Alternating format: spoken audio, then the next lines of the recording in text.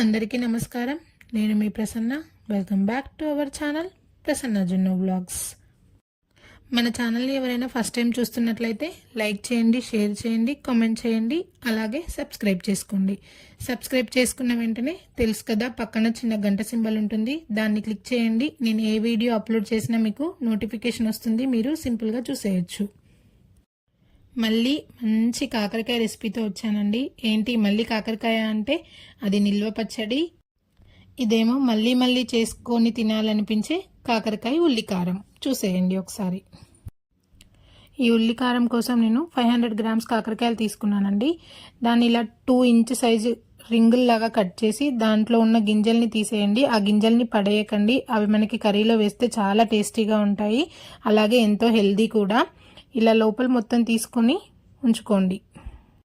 ఇలా చేస్తే చేదు లేకుండా కిడ్స్ కూడా చాలా ఇష్టంగా తింటారండి. లోపల స్టఫింగ్ కోసం 1 స్పూన్ మినప్పప్పు, 1 స్పూన్ శనగపప్పును తీసుకొని డ్రై రోస్ట్ చేయండి. ఎక్కువగా వేగనవసరం లేదండి, పచ్చివాసన పోయేంత వరకు వేగితే సరిపోతుంది. ఇవి కొద్దిగా వేగిన తర్వాత 1 స్పూన్ ధనియాలను తీసుకోండి. ఇది మీడియం ఫ్లేమ్లోనే ఉంచుకొని మెల్లిగా కలుపుతూ వేయించండి. హై ఫ్లేమ్లో పెట్టారంటే మాడిపోతాయి. తర్వాత 1 స్పూన్ జీలకర్ర వేసుకోండి. జీలకర్ర కూడా వేశాక అవన్నీ దూరగా వేయించండి.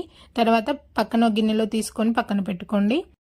అదే కళాయిలో 2 స్పూన్స్ ఆయిల్ వేసుకొని, నేను ఇక్కడ 3 మీడియం సైజ్ ఆనియన్స్ని తీసుకున్నానండి. ఇలా పెద్ద పెద్ద ముక్కలుగా కట్ చేసుకొని ఆయిల్లో వేయండి. చాలామంది ఈ కాకరకాయ ఉల్లికారానికి పచ్చి ఉల్లిపాయలే వాడతారు స్టఫింగ్ కోసం పేస్ట్, కానీ అలా చేస్తే అస్సలు బాగోదు. టేస్ట్ అనేది పచ్చి పచ్చి వాసన వస్తూ ఉంటుంది. ఇలా ఒక్కసారి వేయించి పేస్ట్ పట్టి చూడండి, ఎంత టేస్టీగా ఉంటుందో మీకు అర్థమవుతుంది. ఈ ఉల్లిపాయలు ఎక్కువగా వేగనవసరం లేదండి, ఆ పచ్చివాసన పోయేంత వరకు మాత్రమే వేయించుకోండి.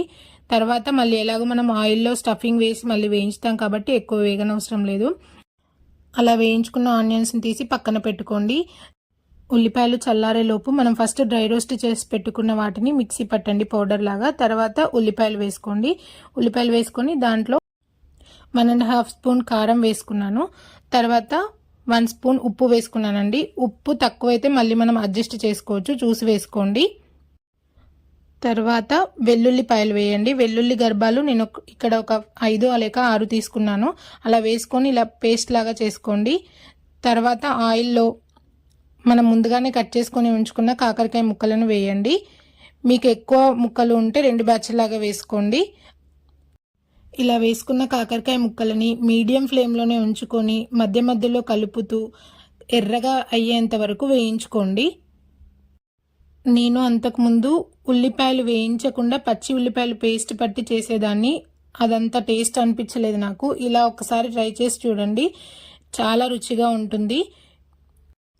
కాకరకాయ నిల్వ పచ్చడి ఎంతమంది చూసారు వీడియో, ఎంతమంది ట్రై చేశారు, మీకు ఎలా వచ్చిందో నాకు కామెంట్ బాక్స్లో కామెంట్ చేసి చెప్పండి. లేదా ఇక్కడ లోకల్లో ఉన్న వాళ్ళు మా హోటల్ దగ్గర తీసుకున్నారో లేదో కామెంట్ చేసి చెప్పండి. ఈ కాకరకాయ ముక్కలు వేగడానికి కొంచెం టైం పడుతుందండి, 15 to 20 మినిట్స్ పడుతుంది. అలా ఎర్రగా వేగాలి, అప్పుడే మనకి కాకరకాయ ముక్క టేస్ట్ అనేది బాగుంటుంది, చేదు లేకుండా వస్తుంది.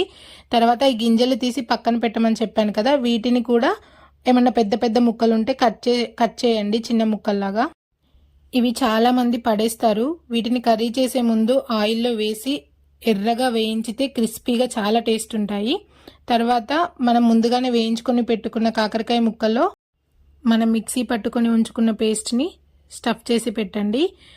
ఆ పేస్ట్ మిగిలినా ఏం కాదు, ఒకవేళ తక్కువైనా ఏం కాదు. మిగిలితే డైరెక్ట్ మనం కర్రీలో వేసేసుకోవచ్చు, ఒకవేళ తక్కువైనా ఏం పర్వాలేదండి. ఇలా ఒక్కొక్క కాకరకాయ ముక్కలో స్టఫ్ చేసి పెట్టండి. ఇలా అన్ని కాకరకాయ ముక్కల్లో స్టఫ్ చేసి పెట్టిన తర్వాత నాకు కొద్దిగా ఆ పేస్ట్ అనేది మిగిలిపోయిందండి, దాన్ని మళ్ళీ నేను కర్రీలో వాడాను.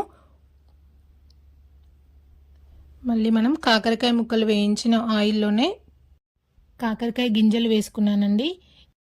ఇవి ఎర్రగా వేగేంత వరకు వేయించండి, అప్పుడే మనకి కర్రీలో క్రిస్పీగా వస్తాయి.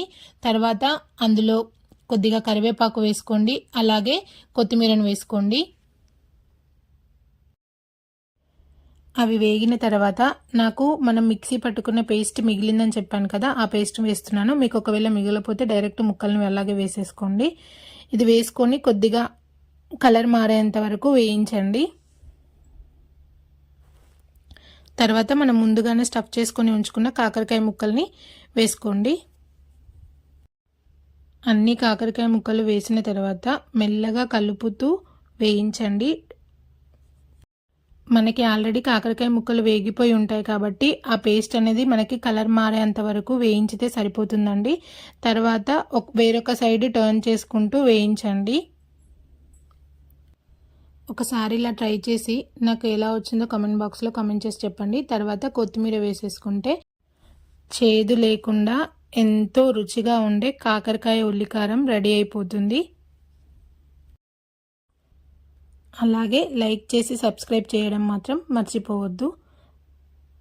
వేడివేడి అన్నంలో నెయ్యి వేసుకొని తింటే చాలా టేస్టీగా ఉంటుంది.